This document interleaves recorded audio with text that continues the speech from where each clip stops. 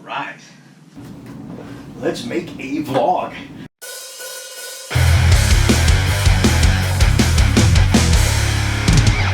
Welcome back to the channel, everybody. My name is Rick Conti. I am proud to represent this car to you guys from the retail entity and share with you great experiences and stories within the marketplace. I just have an opportunity to work with some really cool people, and I enjoy sharing that right here on the channel. One thing that we haven't done in a while, a couple of people have asked and said, hey Rick, how come you haven't really shared anything lately and talked about the 2020 C8 Mid Engine Corvette? Well, there's really not a lot to tell right now. Everybody's really tight-lipped. We did mention that. There's some great videos that we've done on the subject. Check out the links down below in the description. Well, one of the reasons I haven't done a whole lot lately is because there's nothing of an absolute. There's a lot of guys out there right now that are making videos on the C8 car, and they're saying, hey, this is revealed, and this is this, and this is that, and they're making like it's absolutes. And it's not absolutes. Remember, I represent this car. I don't want to do things just to get views and bolster the subscribers on the channel. That's not how I do it, man. I want to tell it like it is, but I want to give you guys good feedback because there's still a divided marketplace right now. People are like on the fence, you know, do I get a C7 at a great deal, or, you know, do I wait for the latest and the greatest in the C8 Mid-Engine Corvette? But I can't make the decision because I don't have the right information. That's exactly right. We don't have the right information. Remember what I said in one of those videos not too long ago, and we were talking about our, you know, ideas and when the C7 would end and the C8 would begin. You know, I had mentioned that the stuff you're seeing on the track in the Nürburgring is not the final product. Come on now, this is General Motors we're dealing with. As much as they like us talking about the car, giving them free advertising, they still like to hold that nugget, and they'll say, bam, here it is when they decide to, and then you'll be looking at the final product details, body skinning, and all that kind of stuff. So some neat stuff is definitely coming, and we feel that something is coming very soon, and that's one of the reasons I wanted to do this video with you guys now. There was a great interview just recently done by Don Sherman interviewing previous Corvette engineers and some of the insight they have on mid-engine and some of the turmoil that they went through under their tenure. It's just crazy. And I want you guys to know too, you know, as far as going forward on this channel, I went to great lengths and great expense out of my own pocket to buy the rights to share some of those pictures with you that you saw in the Nürburgring and the videos and stuff like that, because I want you to come back to this channel knowing that you can count on the information that we're giving you. Yeah, there's some stuff that's, you know, speculative and that kind of stuff, and I don't mind having a conversation, but I don't want to present them, as many have already, as that absolute. And I think there's a great way to build, you know, the trust that we have within the community, and I'm having a blast doing it. So again, thank you for your support, and it gives me an opportunity right now, great segue, you can support the channel, subscribe to our channel, it's absolutely free, thumbs up this video, make sure you leave a comment below, because I love listening to your feedback, I learn from your feedback, and I look forward to it. Basically, you can say there's no fluff, we just like to talk in facts on this channel. I am glad you guys are here, so thanks again for the growing support of this YouTube channel. It is fantastic to be able to sit and talk with you guys, and I enjoy doing that. And there's, like I said before, there's not going to be any short of content. There's a lot coming up within the Corvette marketplace. And here's the other thing you got to think about. You know, and Chuck mentioned this in one of his videos. Our buddy Chuck from Corvettes 918 that we missed, he made a good point. He said when C7 came out, a lot of people, I don't know. 2 years later, they were driving it. I think that's the case that you're going to see with the C8 mid-engine Corvette. And not only, you know, people are waiting to see what it is before they make a determination on a purchase. I've had the opportunity to share with you guys just some great memories, some wonderful people, some historical things with Corvette. But where we're at right now, this is history in the making with Corvette. Right before our very eyes. I mean, this is no joke. This is really changing the landscape in the face of Corvette forever.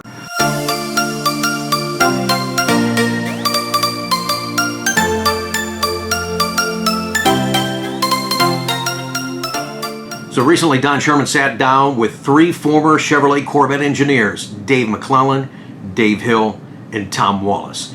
Got their take on the upcoming C8. Among the questions he asked, why didn't Dunthoff's pet project, the mid-engine Corvette, achieve liftoff on his watch? The idea has been kicked around inside GM for decades. What took so long?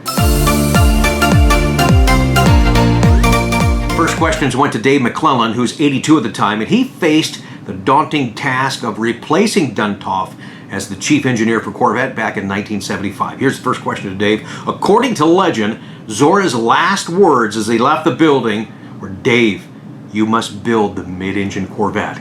Is this true? Dave says those were essentially Zora's parting words.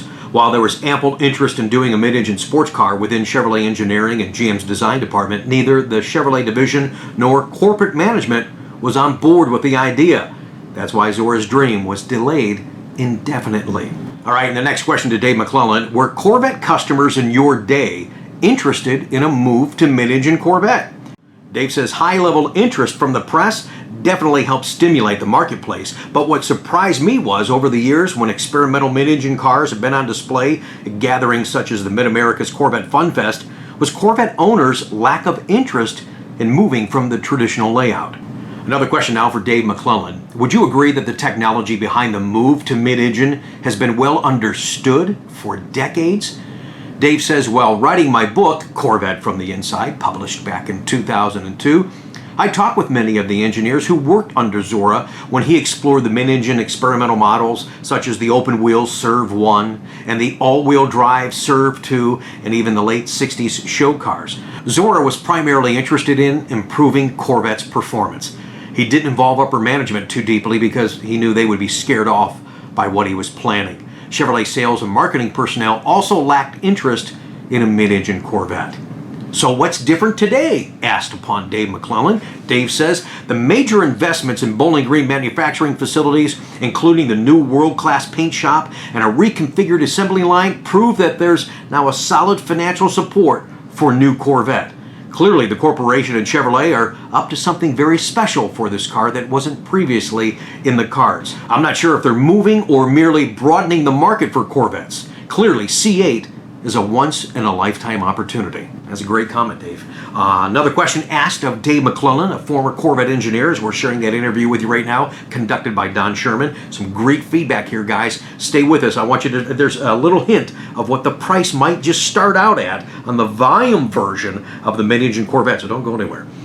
Next question to Dave. What sort of C7 to C8 transition do you expect? Now, this will be interesting because we talked about that here on the channel, and I gave you a couple of different scenarios, one of which Dave mentions here. He says, I feel that continuing C7 after C8's introduction makes the most sense. Examining spy photos, it's clear that the C8 was designed first and then morphed to apply key exterior details to today's C7. This is an excellent means of providing visual continuity across the lineup. All right, we've got one more question now asked of Dave McLellan.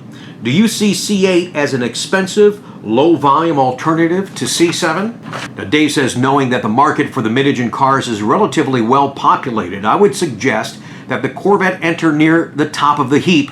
Chevrolet needs to show potential buyers that it's capable of delivering a potential V8, a hybrid electric powertrain, and an all-wheel drive.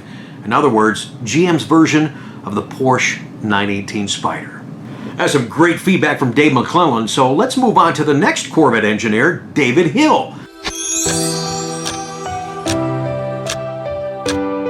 Dave McLellan had no more luck promoting the mid-engine Corvette than Duntov did, but he did advance the cause with major structural, powertrain materials, and electronic system improvements. In 1992, he passed the baton to David Hill, who's now 75, who presided as Corvette's chief engineer until his retirement in 2006. Here's the questions asked to David Hill. How would you assess the enthusiasm for a mid-engine design when you arrived as Corvette's third chief engineer? David Hill responds, since I had an amateur racing background, I was very interested in both Corvettes and mid-engine cars.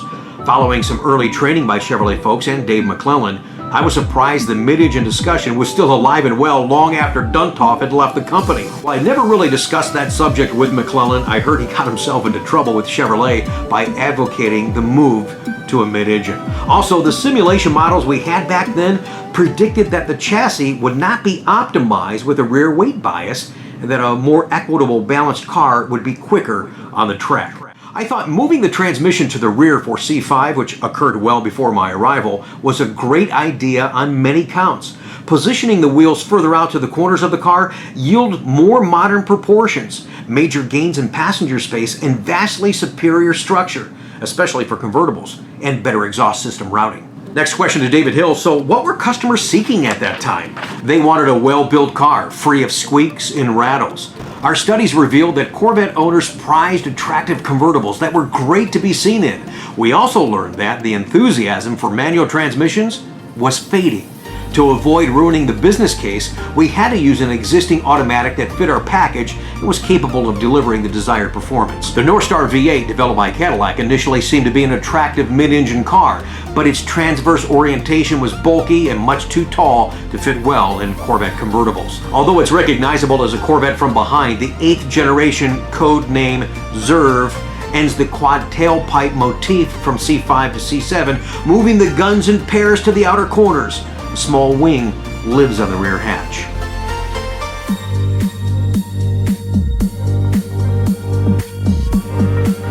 All right, we continue with another question for David Hill. Please share how Taj Jukter joined your team. David Hill says, when I arrived, it was clear that I needed a capable assistant chief engineer. Taj interviewed for the position and was obviously the best guy for the job. He turned out to be a wonderful engineer, team leader, and GM executive. But he insisted he wouldn't join our group if we weren't willing to improve on what he considered Corvette's weakness. Did Taj join the Corvette group as a mid-engine advocate?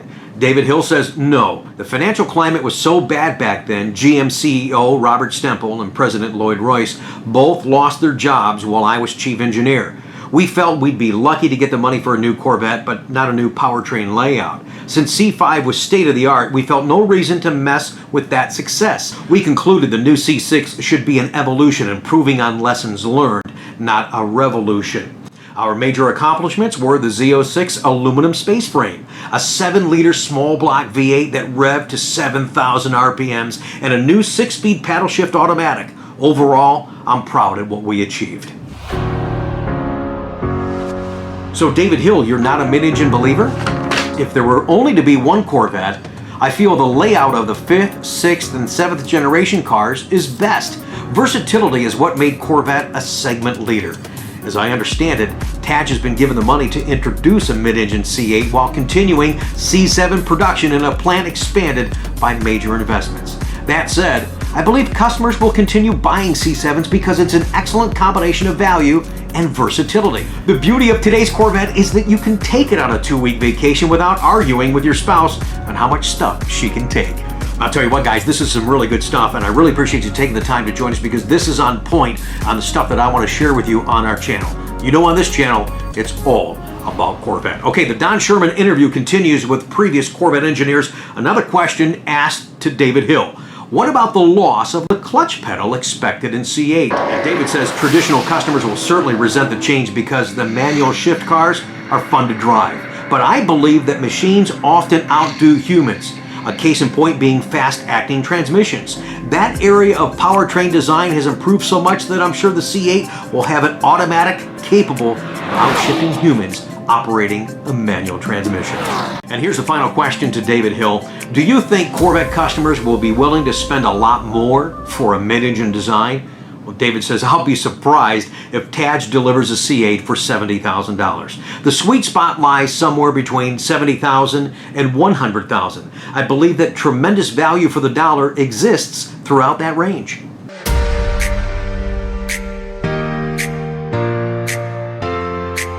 All right, let's get you some feedback now from Tom Wallace, who was also a Corvette engineer for a very short duration, and what his thoughts are on the soon-to-be Mid Engine Corvette and kind of what held him up during his tenure. Tom Wallace, by the way, who is 70 right now, took over Corvette Chief Engineer's job from David Hill back in 2005, shortly after the C6 was born. The cliche, close but no cigar, best describes the mid-engine model's fate under his watch. Okay, so here's the first question to Tom Wallace. Please share how the idea of developing a mid-engine Corvette bubbled up during your administration.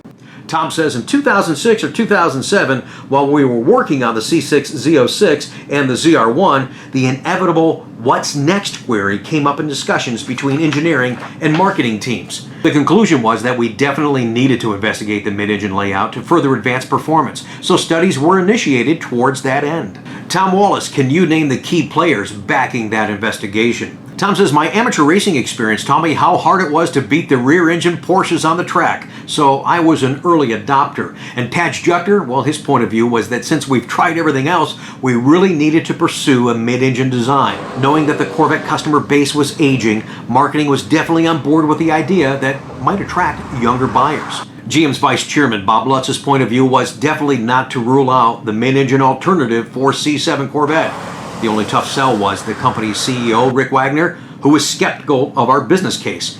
He doubted the likelihood of earning a profit selling mid-engine Corvettes retailing for $50,000 after variable cost and tooling expenses were amortized. Raising the base price to $55,000 finally earned his approval. That said, he stipulated that Taj would be held fully accountable for the profitable return in investment in a new mid-engine Corvette. How about that? Contradicts a little bit what David Hill said. He's talking 70 to 100,000. Here, Tom Wallace saying, hey, he couldn't get it done at 50,000. So if you're looking at a volume mid-engine Corvette starting at $55,000, popcorn, baby. Okay, so here's another question to Tom Wallace. What was the scope of your development work for a mid-engine Corvette? Tom says, we took secret test trips studying the Ferrari F430 and various Porsches. GM design studios around the world provided 1/8 scale models to study proportions. Then full-size clays were created to compare front engine and mid-engine design side by side, and both were gorgeous. But we never reached the point of constructing a running mid-engine prototype. And here's the final question to Tom Wallace, a former Corvette engineer. What interrupted your progress for a mid-engine Corvette? Tom says, unfortunately, the cash started drying up in early 2008. GM's less profitable car programs were simply canceled.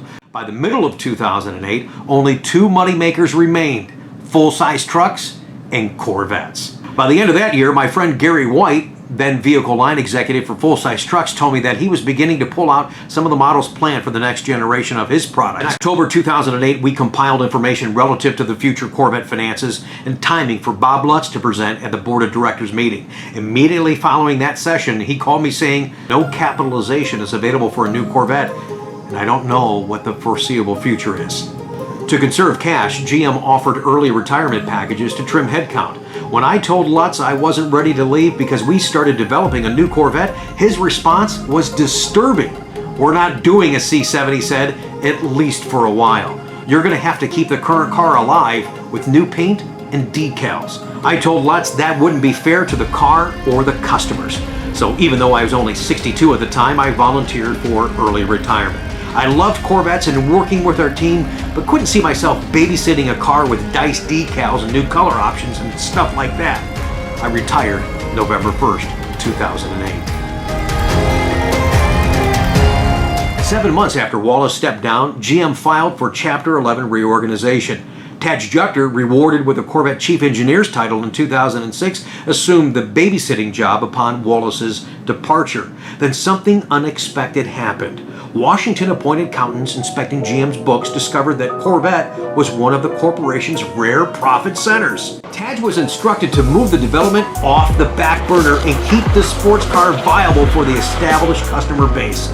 Realizing that this was less than the ideal movement to launch a mid-engine design, Juchter's team created the well-received C7 Corvette, unveiled in early 2013. Z06, Grand Sport, and ZR1 editions quickly followed. And here's some final comments from Don Sherman on this great interview of previous Corvette engineers. He says, like cobras coiled and ready to strike, Juchter's team continued its development work on the 2020 C8 Corvette. Word on the street is the new mid-engine model will bow before the clock strikes 2019, possibly at November's Los Angeles Auto Show. Somewhere, Zora Arkus Duntov is applauding. Yeah! Well, guys, I hope you enjoyed me sharing that interview with you. I mean, there was so much, I'm reading in between the lines on a lot of that stuff, but it's amazing the efforts that they've made to not only respond to the feedback that we have, but the passion that we have for this car to keep it going. So, yeah, we're about to turn the corner. It's going to be a new chapter. It'll be interesting. it'll be controversial, but what I want you guys to depend on, whatever we share with you on the channel, it is going to be the real deal. I'm looking forward to your comments on this video, on the feedback from these previous Corvette engineers. Their heart and soul was poured out in this short interview, and a big thanks to Don Sherman for capturing this and allowing us to have the opportunity to share it with you guys on the channel.